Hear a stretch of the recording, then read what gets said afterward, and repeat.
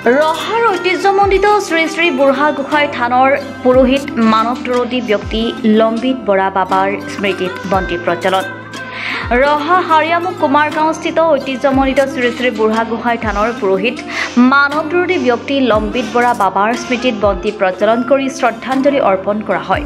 যোৱা বুধবাৰে নিশা ৭৯ বছৰ বয়সত দেহাৱসান হৈ মানৱ দৰদী লম্বিত বৰা বাবাৰ ২৬ বছৰ বয়সৰ পৰাই বুঢ়াগোহাঁই থানত নিস্বাৰ্থভাৱে সেৱা আগবঢ়াই অহা স্বৰ্গীয় লম্বিত বৰা বাবাৰ স্মৃতিত আজি বিয়লি ৫ বজাত থান পৰিসৰত ৰহা আঞ্চলিক ছাত্ৰ সন্থা, হাৰিয়ামুখ শাখা ছাত্ৰ সন্থা আৰু কলংপৰীয়া ৰাইজৰ সহযোগত অনুষ্ঠিত একাজলি শ্ৰদ্ধাঞ্জলি অনুষ্ঠানত থান পৰিচালনা সমিতিৰ সদস্য হৰিপ্ৰসাদ কলিতাৰ দ্বাৰা বাবাৰ প্ৰতিচ্ছবিৰ সন্মুখত বন্তি প্ৰজ্বলন আৰু পুষ্পাঞ্জলি অৰ্পণ কৰাৰ লগতে উপস্থিত সকলোৱে শ্ৰদ্ধাঞ্জলি অৰ্পণ কৰি বিদেহ আত্মাৰ চিৰশান্তিৰ বাবে ১ মিনিট সময় মৌন প্ৰাৰ্থনা কৰে।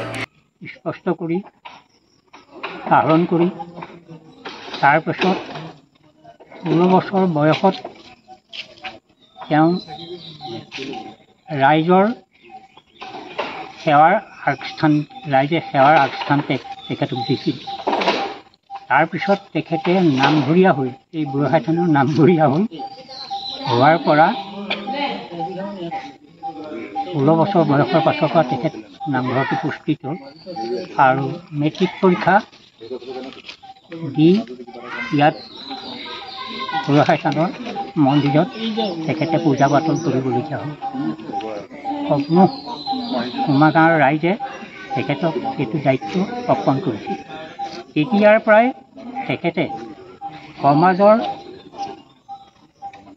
হিতকৰ কাৰণে সদায় আগবাঢ়ি সমাজ সেৱা বিভিন্ন অনুষ্ঠানত থাকি সেৱা আগবঢ়োৱা তেখেতৰ এইটো উদাৰ মনৰ বৃত্তি আছিল। বৰ্তমানলৈকে তেখেতে এই ভাৱ পালন কৰি আছিল।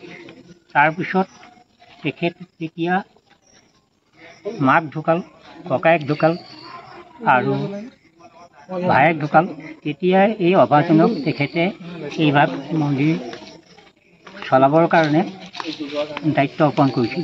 ৰহা আঞ্চলিক ছাত্ৰ সন্থাৰ সভাপতি সঞ্জয় কুমাৰ কাকতিয়ে আধৰা শ্ৰদ্ধাঞ্জলি অনুষ্ঠানত বুঢ়াগোহাঁই থানৰ নামঘৰীয়া হৰেণ কলিতা, গাঁও প্ৰধান ৰন্তু মুদৈ বাবাৰ দ্বাৰা সেৱা দি ওপৰত বক্তব্য ৰাখে আৰু অনুষ্ঠানত ৰহা আঞ্চলিক ছাত্ৰ সন্থাৰ সম্পাদক ভাৰত বৰুৱাসহ ৰহা আঞ্চলিক ছাত্ৰ সন্থা, হাৰিয়ামুখ শাখা ছাত্ৰ সন্থাৰ প্ৰতিনিধিসহ স্থানীয় ৰাইজ উপস্থিত থাকে।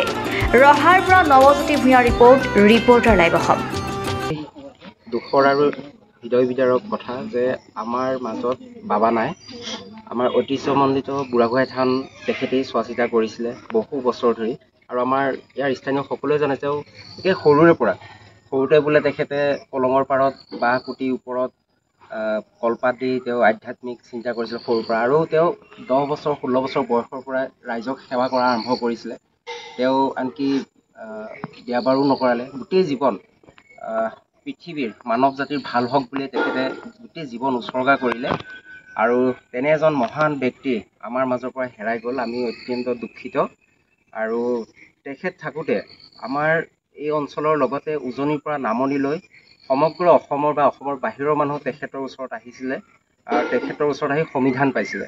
তেনেকুৱা এজন মহান ব্যক্তি আমাৰ মাজৰ পৰা হেৰাই গ'ল। আমি এই কথাটো মানি ল'ব পৰা নাই আৰু তেখেতক আমাৰ মাজত জীয়াই থাকিব লাগিব, তেখেতৰ কৰ্ম আমাৰ মাজত জীয়াই থাকিব আৰু তেখেতক একাজলি শ্ৰদ্ধাঞ্জলি দিবৰ কাৰণে আজি আমি ৰহা আঞ্চলিক ছাত্ৰ সন্থা, হাৰিয়ামুখ শাখা ছাত্ৰ সন্থা আৰু কলংপৰীয়া ৰাইজ সকলোৱে মিলি এক ৰাজহুৱা বন্তি প্ৰজ্বলন আৰু শ্ৰদ্ধাঞ্জলি অনুষ্ঠান ৰাখিছিলোঁ। ইয়াত গাঁৱৰ ৰাইজ, আমাৰ গাঁও প্ৰধান, তেনেকৈ আমাৰ ছাত্ৰ সন্থাৰ বিষয়ববীয়া ৰাইজ সকলো আহিছে, আই মাতৃসকল আহিছে আৰু আমি এই শ্ৰদ্ধাঞ্জলি অনুষ্ঠানটো আয়োজন কৰিছোঁ আৰু তেখেতৰ বিদেহী আত্মাৰ সদ্গতিৰ অৰ্থে আমি ১ মিনিট মৌন প্ৰাৰ্থনা কৰোঁ।